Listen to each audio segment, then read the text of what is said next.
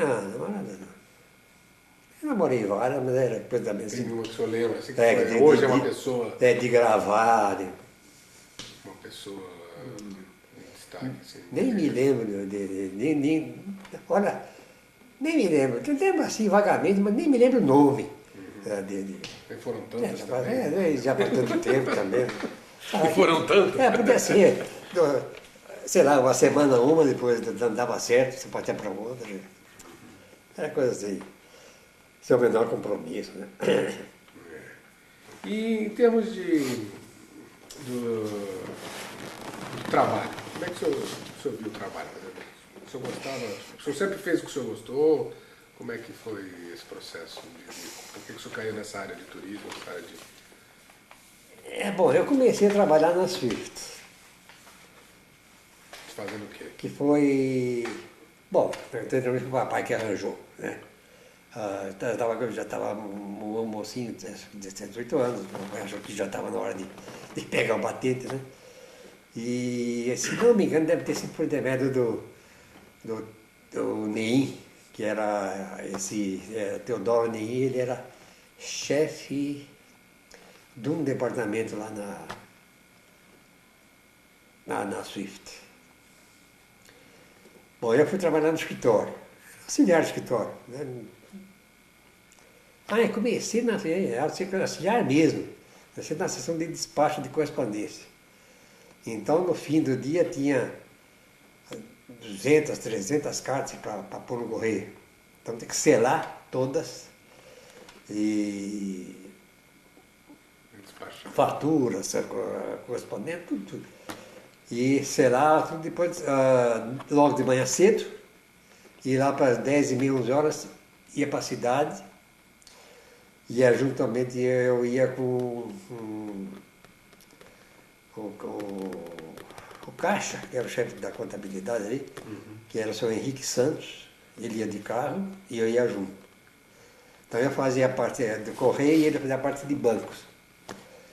E depois voltava com ele, marcava um encontro uma determinada hora e eu voltava com ele. E como é que o senhor começou nessa área de turismo? Deixa eu ver se eu me lembro. Bom, isso foi na Swift. Depois da Swift, ele foi lá em Campinas, aí aqui para São Paulo. O turismo eu comecei na Panera do Brasil. Comecei na Panera no Rio. O tio Frank e o tio Baby estavam morando no Rio.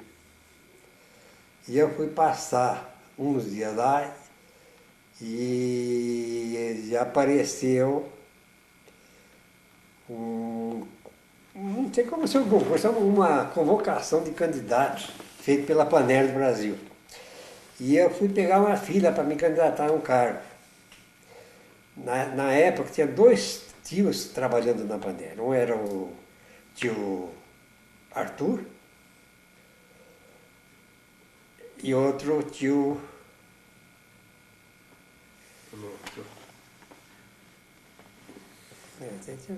acho que eram 2 tios. E aí isso ajudou? Bom, não, eles não me ajudaram nada. O fato é que realmente não. Bom, o tio Arthur trabalhava em Belém. Depois, mais tarde, parece que veio para o Rio, mas ele trabalhava em Belém. E aí enfrentei uma fila quilométrica lá no Rio de Janeiro. Fiz uma entrevista com um cidadão chamado Maurício Soares. Aliás, o nome completo dele era José Maurício Pereira Soares. E uma pessoa muito interessante, magrinho, alto, muito competente. E, por sorte, eu acho que parece que foram uns 30 ou 40 convocados, e eu fui um deles. Então eu fui trabalhar na seção de passagem na Avenida Graça Aranha, esquina com, acho que Rua México, no Rio.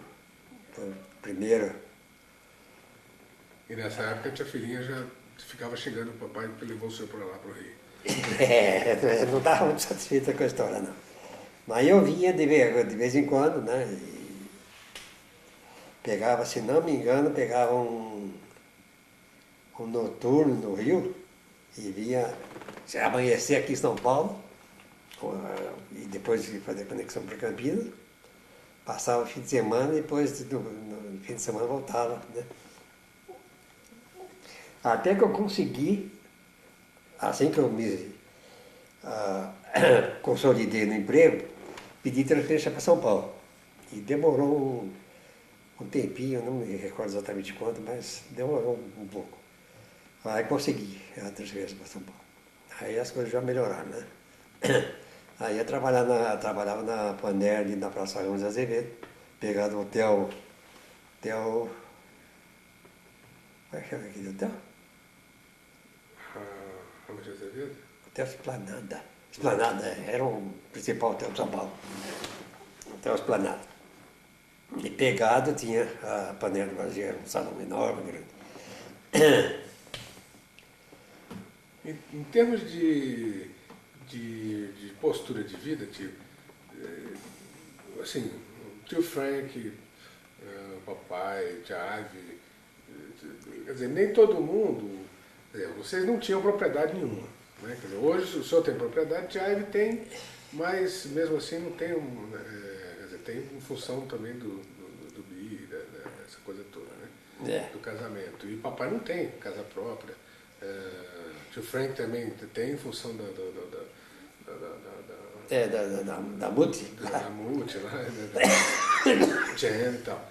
E como é que foi essa postura do senhor, assim, sempre na vida de perto? Como é que o senhor pensava assim, não, a vida é uma coisa que eu tenho que fazer assim? Como é que o senhor se colocava diante da vida? Não, desde o começo, desde que eu me recordo, há muitos anos atrás, sempre acho que era necessário que em casa ter uma casa, né? Pô, nem que fosse uma tapera, porque aí você foge de aluguel e foge do perigo de ser, naquela época era comum, o dono da casa pedia a casa, né? Então tinha negócio de denúncia vazia, já nem me lembro de detalhes, mas você pedia a casa e o cara dava o prazo, você tinha que sair. E aí o cara alugava para outro um pouco mais caro, né? E então, para evitar justamente isso, ele sempre teve a ideia de conseguir comprar uma casinha. E isso se realizou de uma maneira muito interessante. Nós fomos uma vez de férias para Caraguatatuba e ficamos numa pensão. Não me lembro o nome da... E isso que eu tinha um colega chamado Leonardo, que era daquela zona lá ele era de Pindamonhangaba, o pai dele ele trabalhava lá, era representante da Comandante de Força de Luz. E o Leonardo vivia falando de Pindamonhangaba, que era uma maravilha, Caraguatatuba, desses caras muito convincentes, então nós acabamos de conhecer Caraguatatuba. E passamos uns 15 dias lá, até levamos, meu sogro, minha sogra também foram passear lá. E em Caraguatatuba ficamos conhecendo, né, na mesma pensão, uma moça que trabalhava na Caixa Econômica Federal. E por intermédio dessa moça, posteriormente, eu me inscrevi na Caixa como candidato a financiamento e demorou algum tempo, tudo mais, ela acho que deu algum empurrãozinho lá dentro e saiu o financiamento. Um empréstimo, né, para compra de casa. E tanto que saiu e tivemos que tinha um prazo determinado para apresentar a documentação. Então foi tal de correr para procurar a casa, porque tinha saído o crédito e não tinha imóvel ainda para comprar. E por sorte achamos essa casinha lá na rua Melo de Oliveira, Coronel Melo de Oliveira, que nós compramos por meio da Caixa.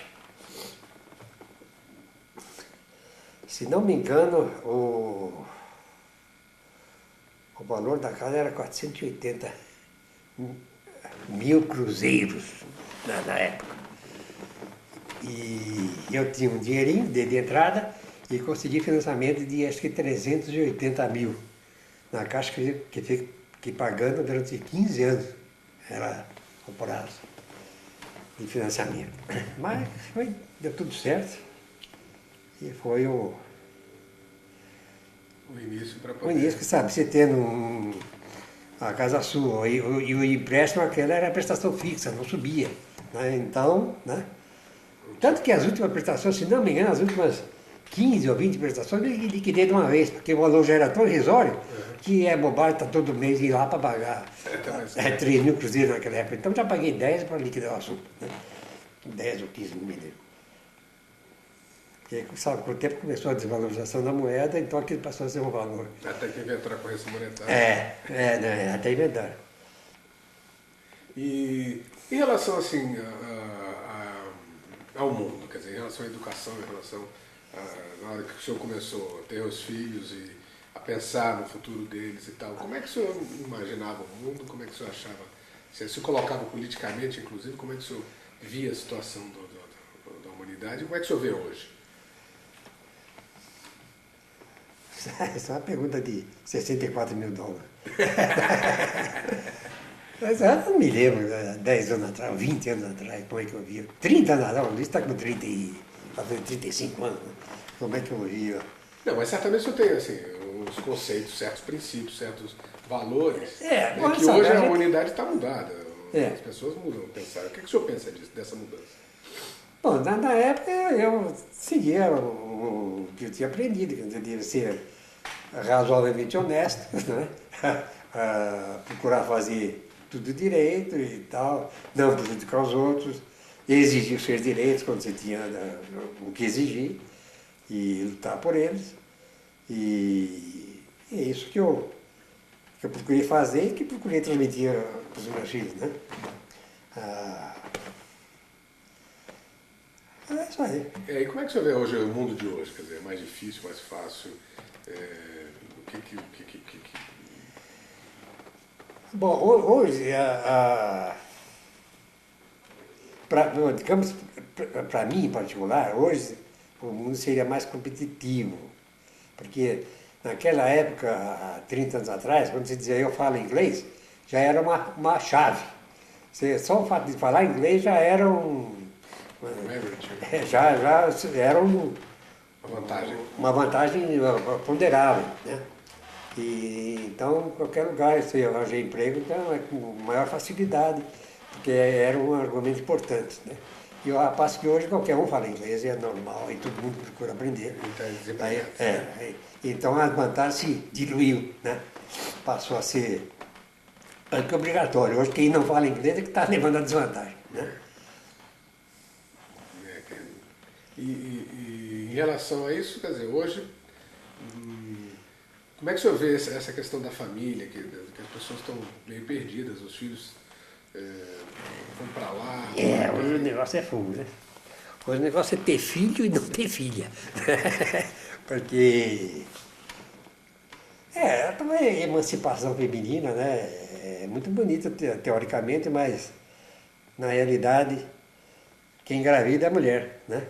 Então, essa emancipação, no fim, aparentemente é uma liberdade, mas é uma liberdade provisória, porque se de repente acontece um problema, é com ela, né? Então, essa liberdade passa a ser e tinha um compromisso das mulheres eram sustentadas, né? E hoje nem sempre isso acontece. Hoje sustentam às vezes. E mudou muito, né? O conceito, né? Você vê, a menina estudava, você ficava morando com os pais e as mães até que aparecesse um pretendente. Então, e a intenção, a meta maior era casar. De preferência casar bem, né?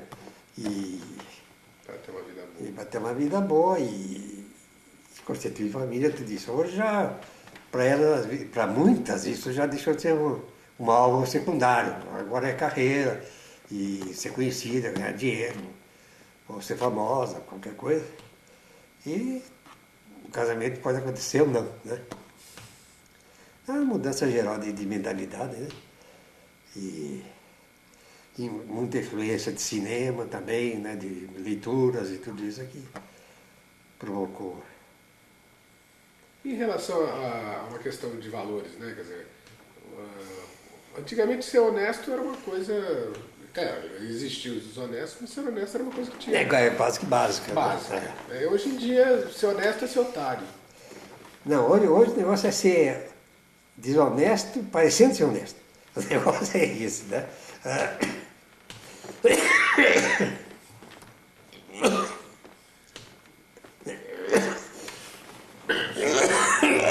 Esse é um problema muito delicado. Precisa não só parecer, mas como ser também, né? Isso para poder dormir sossegado, né? E algum dia a consciência vai pesar, né? É o que a gente acredita. Tem gente que morre e a consciência não pensa. Quer dar uma paradinha? Deixa eu dar uma paradinha aqui.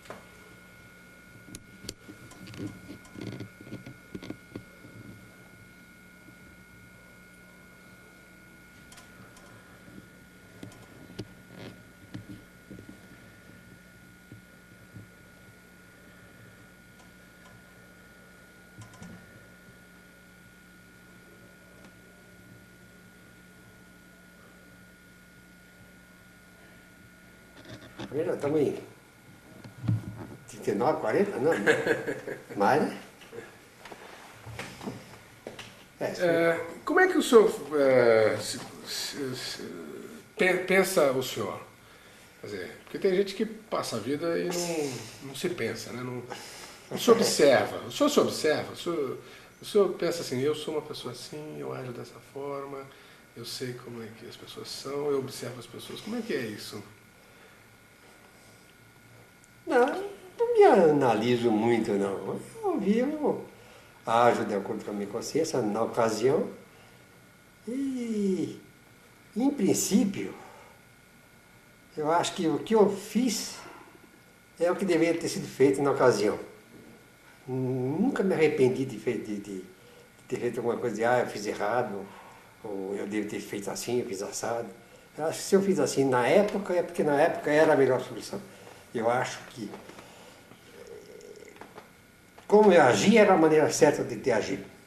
Pode ser que eu esteja errado, mas continuo achando assim. E você sempre se achou assim, você sempre foi muito seguro, sempre tinha certeza do que fazia, ou você ficava com medo, falava, puxa, será que eu faço assim, será que eu faço assado? Quer dizer, que situações você lembra assim que pode ter pena? Não, às vezes tem situações que você fica indeciso.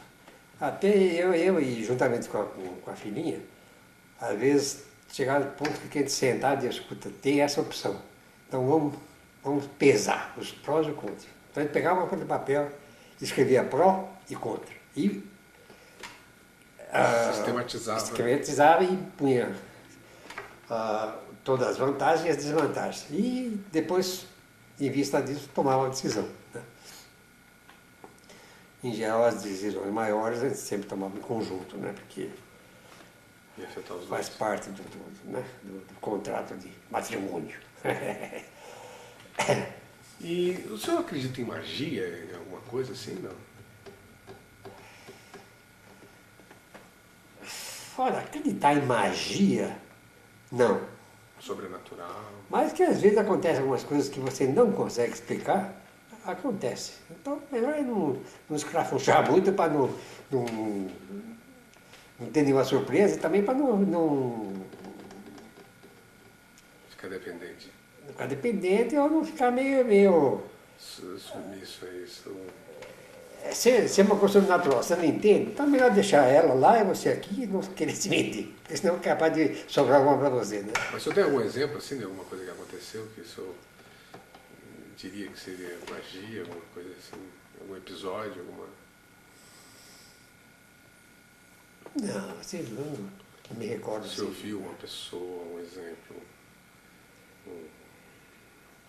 uma coisa que esperava que acontecesse que não aconteceu, alguma coisa que. Às vezes acontece, talvez tenha acontecido, de você ter a impressão que tem mais alguém no cômodo, ou ter visto passar alguém, mas é tão rápido e tão fugidio que você não nem pode garantir que realmente aconteceu. Né? Às vezes uma sombra, ou sei lá, o que. O senhor chegou a ver já algumas coisas assim, coisas que se movem, ou coisas que. Ah, talvez, mas nem me lembro, assim, no decorrer de 50 anos, talvez uma vez ou duas, sei lá. E sonho? O senhor sonha muito? Não. Não, até que não. Não lembra de sonho assim.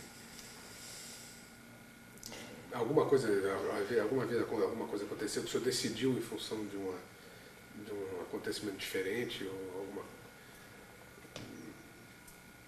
Não, assim, de lembrar em particular de determinado. O senhor acredita em Deus, não? Ah, sim, lógico. Indiscutivelmente.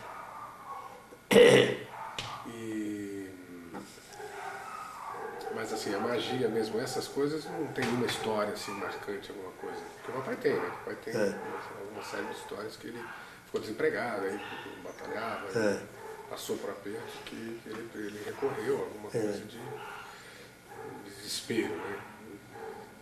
Em função disso ele acredita em algumas coisas. Aqui houve uma época, alguns anos atrás, que nós fomos induzidos por amigos, frequentando uma ou duas vezes uma sessão, tipo sessão espírita, mas sem, não vi nada extraordinário, nem baixou nenhum pai de santo lá, que me impressionasse, nem nada, tanto que nem, fomos lá umas duas vezes, até aqui perto de Osasco, e não gravou nada, não marcou, nada de excepcional. E os filhos? Como é que o senhor vê os filhos? O Marco? Bom, graças a Deus, são ótimos filhos, muito bonzinhos, todos dois, muito carinhosos, muito. São bons filhos, graças a Deus. E como é que é o Marco, como é que é o Luiz, assim, né? Características deles? Quer dizer, são pessoas. Como é que são? São diferentes? Bom, cada um é diferente, né? Como a mão, né? Você pega a mão, não tem dois dedos iguais. Né? E o Luiz bom, o jeito dele, ele é mais. Cada um é de um jeito, ambos são bons, e seus ambos são carinhosos, e chegados a gente. São diferentes, mas ambos são muito bons. Sim, mas o Luiz, por exemplo, tem certas características de um que tem, outro que não tem. Um é mais sensível, outro é menos sensível. Como é que o senhor vê assim em relação a eles? Como é que o senhor definiria o Luiz? Como é que o senhor definiria o Marco? Ambos como bons filhos, todos dois. Então, não tem. Cada um tem seu gênio, lógico, sei lá, ele pode ser mais agressivo nos negócios, outro pode ser mais comedido, ou mais medroso talvez, ou mais receoso, mas às vezes é consequência até da própria vida, ou de problemas de infância, que a gente não sabe, ou sabe pouco, e cada um tem o seu gênio, né? Uhum. Mas o Marco é mais genioso do que o Luiz, por exemplo. Ele é mais. Não, em matéria de gênio, ambos têm bom gênio. Nunca deram trabalho, assim, felizmente, nem de dá muita preocupação. Preocupação, nem nada. E quando qualquer coisinha se conversa, tudo se aceitam sem problema nenhum. Felizmente, nessa parte, não tivemos problema nenhum na educação dos meninos. Então, muito, você vê, o Marcos já está com 30 anos, o Luiz com 34 para 35, e não tem problema nenhum, são muito bons filhos. E a tia filhinha? Como é que a tia filhinha é? Minha filha é joia. É muito boa esposa, 100%. Ela, pelas fotos, ela era muito bonita, né, tia? É, ela era bonita e ainda é. Sim, mas não, joia. eu digo muito bonita assim, na época que. É. Não deve ter sido fácil aquela briga lá da. Não, era muito bonitinha e eu tive sorte, né? Porque, sabe, eu cheguei e impressionei e conquistei e felizmente foi tudo. Isso, que arma que você usou? Que charme que você usou? Você fala, não vou. Você pensava nisso? Não, vou falar sobre esse assunto que talvez impressione ela, ou vou dizer que. Não, Eu vou porque eu sou bonito. acho que é ser natural, né? Mas essas Sei lá. propostas sempre tem, né? Puxa, será que eu sou bonito? Será que ela me acha bonito? Bom, é lógico, você tem que caprichar e na hora que ela se vestir, com uma gravata bonita, e tal, mas isso é automaticamente, né? Você faz com ela e compara com qualquer outra candidata, né? Mas Quer dizer, não foi difícil conquistar a tia filhinha. eu não sei, eu a conheci numa festa, numa vizinha dela. Acho que 2 ou 3 dias depois, como ela morava numa rua que era meu caminho obrigatório, né? Para descer para a cidade, a Rua Conceição, às vezes ela estava na janela, então parava, bater um papinho, até, e ficou esse namorico assim de encontrar no jardim, coisa lá. E o pai dela era muito severo. Então ele tinha sempre medo dele ver e ela sofrer represálias em casa. Né? Então até que no fim nós resolvemos assumir o negócio. Aí eu falei pedi para o papai, e o papai foi lá conversar com o pai dela. Mais ou menos oficializar o namoro, hein? Não era nem ainda noivado ainda. E aí foi dada autorização para namorar em casa. Mas parece que foi combinado uma coisa uma vez por semana, 2 vezes por semana. Mas eu entrei no primeiro dia, não sai mais. Segunda, terça, quarta, quinta, foi indo direto. Já as pessoas fora de série, tanto o pai dela como a mãe, excepcionais. E foi o senhor que conquistou ela ou foi ela que conquistou o senhor? Como é que foi esse jogo de. Bom, eu fui conquistado. Agora, se conquistei também, não sei. Não, Mas, geralmente tem aquele jogo, né? O homem sempre pensa que está conquistando a mulher, é a mulher que está. Bom, mas isso é difícil de saber. Né?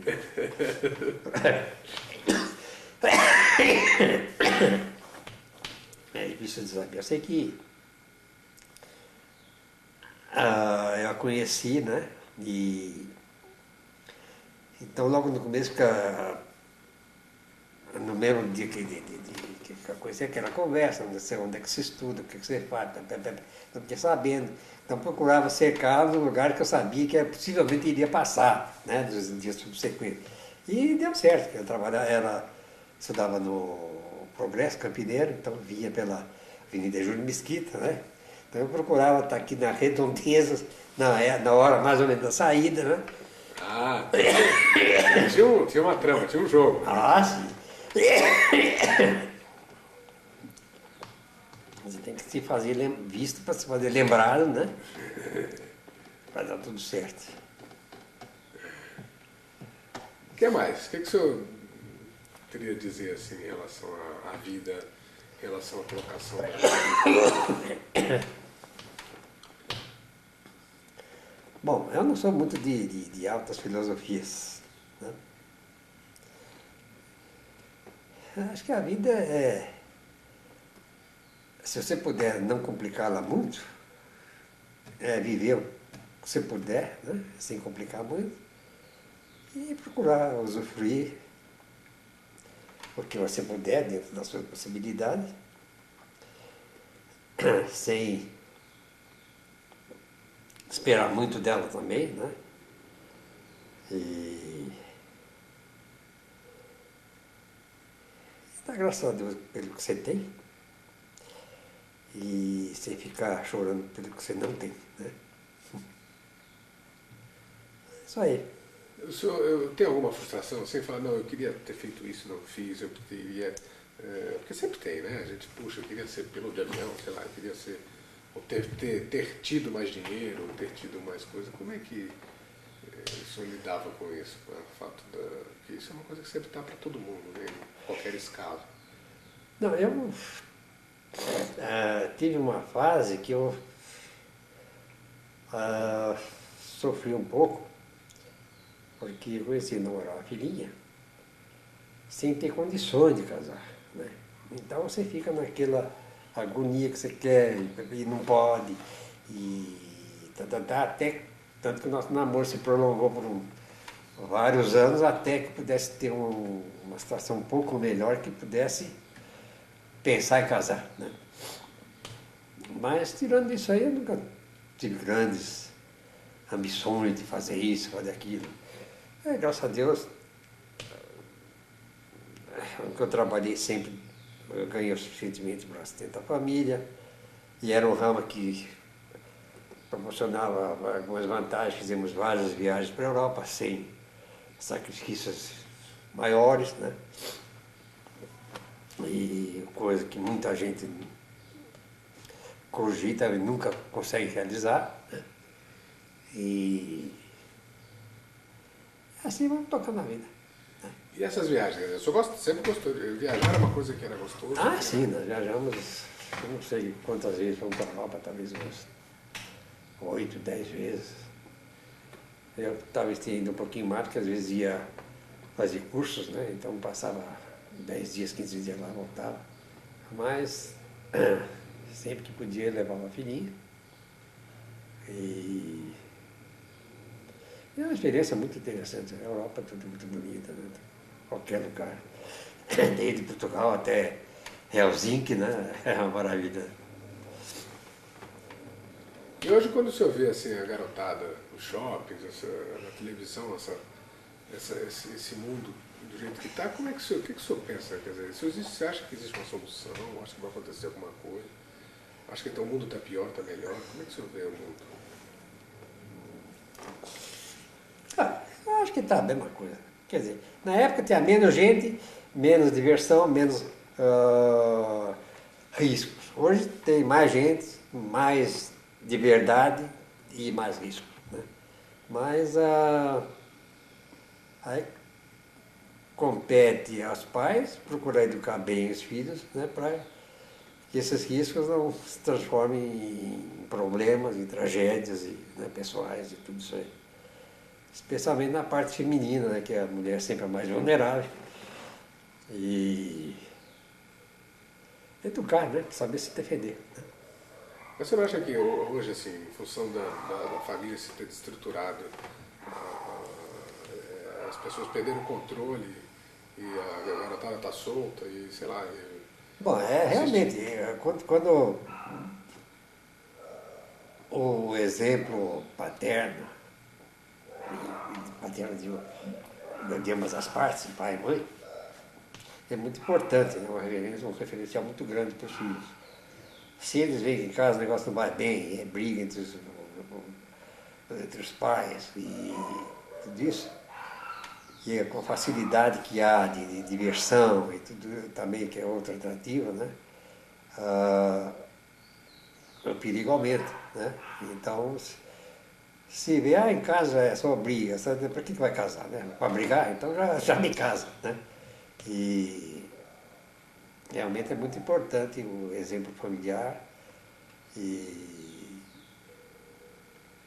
que os jovens vivam e sigam o exemplo dos pais, né? Quando se dão bem e se respeitam, então tudo é mais fácil.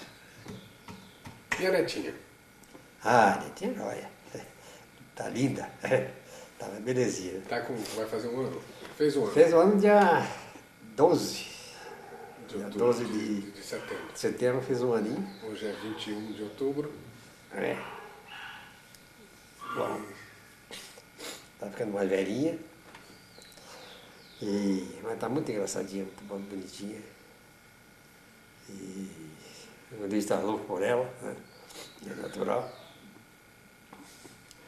Tá muito bonitinha. Fora de série. Vamos ver o que a vida reserva para ela. Né? Pois é. Daqui a 20 anos, o que vai ser, como vai ser, né? Nesse progresso, né? O senhor faz essa projeção assim? O senhor vê, bom, daqui a 20 anos ela vai estar...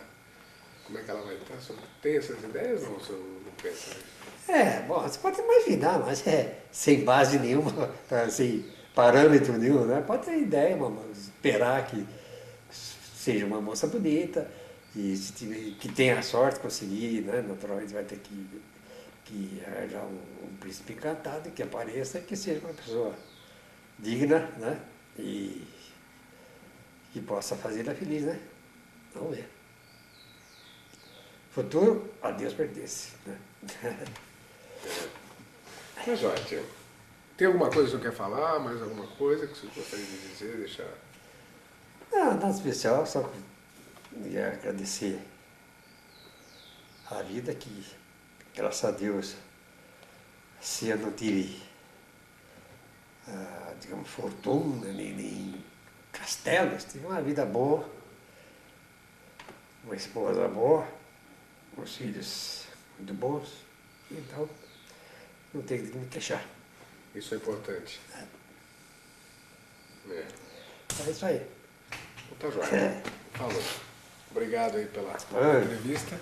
E depois a gente...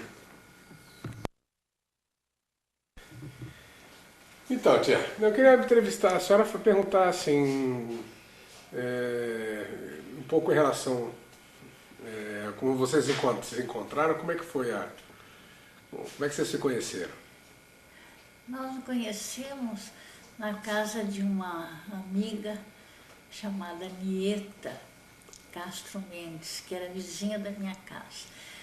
Já era para ter conhecido um ano antes, porque ela costumava dar festa no aniversário dela. Mas eu ainda não... a festa ia ser de vestido longo. E eu ainda não tinha, naquele tempo, a gente punha num determinado baile o vestido comprido para baile, próprio para baile. Então, eu não fui à festa no ano anterior. E no ano que conheci o Douglas, aí é que o Douglas já tinha ido a outra festa, né? E aí a Nieta foi à minha casa e disse: este ano você não vai ter desculpa, porque não vai ser de vestido longo. Vai ser de vestido comum, então você pode ir. Não inventa nada para não ir. Porque eu não frequentava muito festa, sabe? Eu era meio assim, recatada. E aí fui à festa da Nieta e o Douglas chegou, acho que pediu para a Nieta apresentar e ficamos conversando e acho que dançamos até, porque era festas, comes e bebes e também um pouco de dança. E aí que a gente ficou conhecendo. E o Douglas aí começou a me perseguir, porque começou a perguntar onde que eu estudava, que hora saía, que hora você chegava, que hora isso, e fazia de propósito para encontrar. Na hora da saída do colégio, né? Na hora que eu ia para o colégio, aí me acompanhava até o colégio. Na saída não, porque ele trabalhava e não dava para encontrar. E aí foi assim que começou. E nessa festa parece que teve uma confusão, parece que... Bom, eu fiquei sabendo muito tempo depois. Na ocasião eu não soube. Fiquei sabendo muito tempo depois que tinha... Acho que foi o Jacaré, que tinha apelido de Jacaré. Ele estava também interessado, e aí parece que houve qualquer questão, e o Baby, o Douglas, né? Acho que discutiram um pouco na festa, foi assim. E aí eu comecei a sair mais, a frequentar mais o tênis, né? A senhora já tinha namorado antes? Não. Era o tio Douglas seu primeiro namorado? Não, tive, mas... assim, coisinhas, né? coisinhas rápidas. Tive pessoas que estavam interessadas até em casar e tudo, mas eu não E o que a senhora viu no gostava tio o Douglas, suficiente. assim, senhora? Como é que foi Ele era essa? bonitinho. Ele era bonito. Era Se vestia bonitinho. bem? Como é que, o que a senhora admirava dele? Assim? Ele é bonzinho. Gostava, Gostei, conversava bem. gostei dele. Foi assim que começou. Uhum.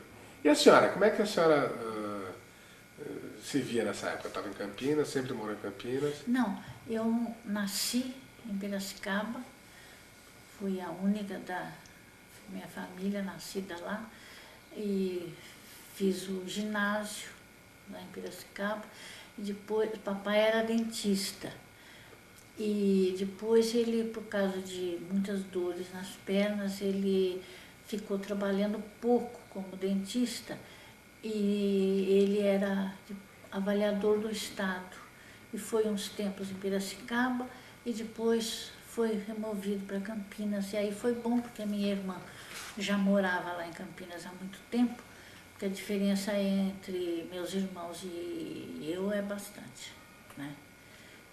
A senhora é bem caçula. É caçula depois de bastante tempo. A diferença entre mim e eles é bastante. E aí foi para Campinas e Aí lá... fomos para Campinas que eu fiz o normal, que naquele tempo era o que a gente fazia. Depois que eu terminei o normal, eu queria entrar, que lá foi a escola de filosofia fundada pelo Cônigo Salim, e eu queria entrar para fazer ou matemática ou pedagogia. Mas aí, na ocasião, meu pai achou que eu devia descansar um ano, porque eu era bastante estudiosa, e ele achou que eu estava muito magrinha e tal, que precisava descansar um pouco. Mas no fim do normal foi que eu conheci o Douglas. E depois, como meu pai não deixava sair muito sozinha, assim com o Douglas, a gente ficou noivo. E aí já atrapalhou que eu continuasse, né? Porque começou a fazer um enxoval. Demorou bastante tempo para nós nos casarmos, né? Até as condições delas permitirem tudo. Mas aí, sabe, perdi a embocadura, não segui o que eu queria, né? E o que a senhora queria? Que era pedagogia ou matemática, que eu, na ocasião, tinha bastante vocação, né? Eu gostava bastante de matemática e gostava também de pedagogia, estava bastante interessada. Porque a gente no normal estuda, né? Psicologia, sociologia, não sei hoje se estudam ainda, mas estudava, né? E eu fiquei bastante interessada e era o primeiro ano que ia funcionar, nem precisava vestibular para entrar na escola, porque era o primeiro ano de funcionamento. Então, o meu professor de sociologia levou tudo para mim, para ver, né, porque ele sabia que eu estava interessada, mas aí lá em casa brecaram e no fim acabei não concluindo o curso, né, nem começando.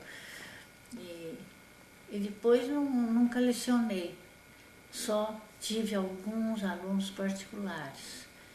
E eu estudava inglês, estudava piano e era assim. Ia levando a vida. E os pais? Quer dizer, como é que era o relacionamento? Pelo fato da senhora ser mais fora de época, ter os irmãos mais... Como é que era isso? Era muito paparicada pelo pai? Ah, sim. Bastante. O pai era... Bastante. Aliás, o papai e a mamãe, apesar de serem assim pessoas de mais idade, eles tinham uma mentalidade muito avançada, eu acho que para a época, em relação assim, à educação. Mesmo a minha irmã e o meu irmão, que eram bem mais velhos, né? O meu irmão era quase 12 anos mais velho do que eu, a minha irmã, acho que 13 anos mais velha do que eu. E meu pai nunca admitiu, minha mãe, que chamasse de senhor, senhora. A gente tratava de você. Mesmo os mais velhos. Ele costumava dizer, o senhor está no céu. Você que tem que tratar pai e mãe. E até na escola, quando eu era pequena, assim no grupo escolar, né, as outras crianças todas chamavam o pai do senhor e criticavam, diziam, umas chegavam a dizer, é pecado falar você pro pai. E em casa ninguém apanhou. Nunca houve uma coisa dessa. Papai, quando não gostava muito de uma coisa, ele dizia, a senhora está saindo do sério. Só Era o isso. sinal para... Quer dizer, ele mantinha a ordem, ele era, Severo, a gente era respeitava bastante, mas assim, e sempre perguntava tudo o que a gente queria saber. Ficava mais fácil. Perguntava lá em casa, a gente podia conversar, porque nesse tempo ainda, a criança não fala, né? A criança não fala na mesa e tal. Não tinha isso, não. A gente conversava e se não entendia, perguntava por quê e recebia explicação. Isso eu acho que foi bom, né? Porque é uma maneira da gente aprender perguntando. E como é que a senhora se via nessa época? A senhora era uma pessoa assim, que era tranquila, ou era uma pessoa ansiosa, ou era uma pessoa que queria uma coisa? Como é que a senhora se analisava, se pensava como é que era, se observava? Pensava muito, eu ia vivendo, eu gostava da minha casa, era tranquila. Gostava do estudo, nunca tive assim questão em escola, em nada, nem com as pessoas. E quem que conquistou? Tio Douglas ou a senhora? Quem que conquistou um ou outro? Quer dizer, como é que foi isso? Quer dizer, o tio Douglas fez o jogo para cercar, mas a senhora sacava, a senhora percebia e falava, gostava, ou a senhora também... Então a gente foi se encontrando, depois foi indo, saindo, né? A senhora gostou dele de primeira, depois falou, não, esse vai ser esse, ou a senhora falou, não, quem sabe, vamos esperar, não sei se Não falei nada disso. A gente acho que se ajeitou logo. Já, na hora que se viu, achou que ele é ele. É ele, chegou, é ele. A senhora teve essa impressão no começo? Eu gostei. Gostei. Depois o Douglas teve que se mudar de lá, né? Depois voltou para Campinas. E foi aí que a senhora ficou com raiva do papai, porque ele foi pro Rio. Não, Não, tô brincando. não fiquei com raiva do Baby, não. Não, tô brincando, quer dizer, porque o papai também saiu, né? De São Paulo. O Baby foi antes. E o Frank antes. chamou ele, falou, vem pra cá, não sei o quê. E ele até conta que chegou lá, ele não tinha emprego nenhum, né? O Frank pegou um catálogo e falou, se vira. E aí depois, quando o papai também falou... O Douglas foi passar umas férias no Rio e eu fiquei em São Paulo, passando as férias com uma grande amiga, Maria Tereza, que já é falecida. E eu fiquei lá e ele foi para o Rio para passar as férias. E aí lá no Rio, acho que ele ficou entusiasmado, acho que Mr. Cox, talvez, que tenha conversado com os tios que trabalhavam na Panera, o Noel e o Arthur. E eles que, acho que encaminharam, não sei se levaram ou apresentaram. Fazer entrevista lá, ele conseguiu emprego. Acho que o indicaram, não sei bem exatamente. Mas a senhora ficava aflita nessa época, que ele estava longe? Como é que era? Sim, porque a gente gosta de estar mais perto, né? Nessa época fiquei. Fiquei. E depois, quando vocês casaram, quer dizer, vocês resolveram se casar, como é que foi? Bom, no começo a gente foi morar numa pensão, porque naquele tempo tinha acabado a guerra e aqui em São Paulo o Prestes Maia andou abrindo aquelas avenidas, as primeiras que eram grandes e hoje depois se tornaram pequenas, né? Mas então derrubava, diz que ele, o comentário que faziam na época é que ele pegava o mapa e riscava, aqui vai ser uma avenida. e então derrubava tudo que estava no caminho e fazia a avenida, né? E nisso, com a guerra, sem construir e derrubando, houve uma falta imensa de casa. E o Douglas tinha dado como é que chamava na época? Não era... Sinal... Era para... Eu me esqueci agora. Para arranjar apartamento, a gente tinha que dar luva, que chamava. Para a gente alugar, né? Tinha que dar uma luva. E acho que cliente lá da Paner, que não era sério,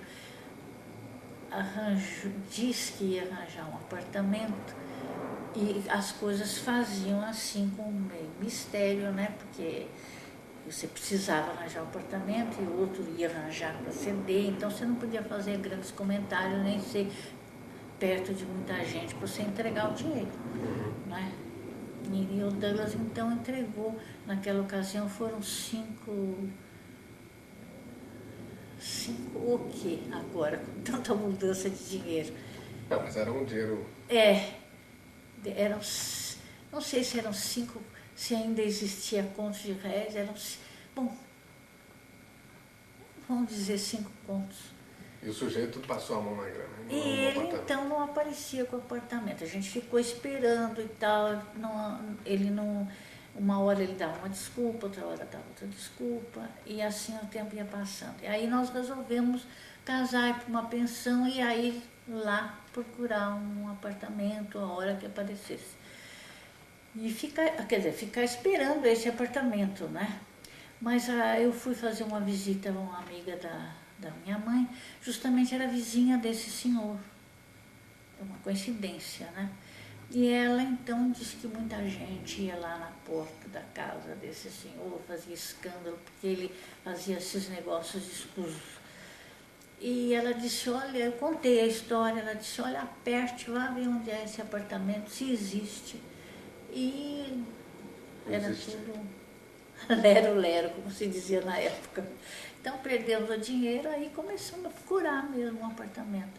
Até que arranjamos um que praticamente não cobraram luva, era uma coisa tão pequena. E aí a gente se mudou para esse apartamento. Depois fizemos negócio com uma casa que não deu certo para compra. E aí fomos morar num apartamento na Bela Vista. Depois conseguimos comprar, por intermédio da Caixa, essa casinha na Pompeia. E aí viemos para cá. Mas era importante ter um apartamento, né? A senhora pensava assim também. Porque a pensão era uma pensão muito boa, porque era de uns conhecidos de meus pais de Pirassununga. Então era um lugar bom. E o quarto era muito amplo, né? Mas sempre é pensão, a comida não é como comida de casa, né?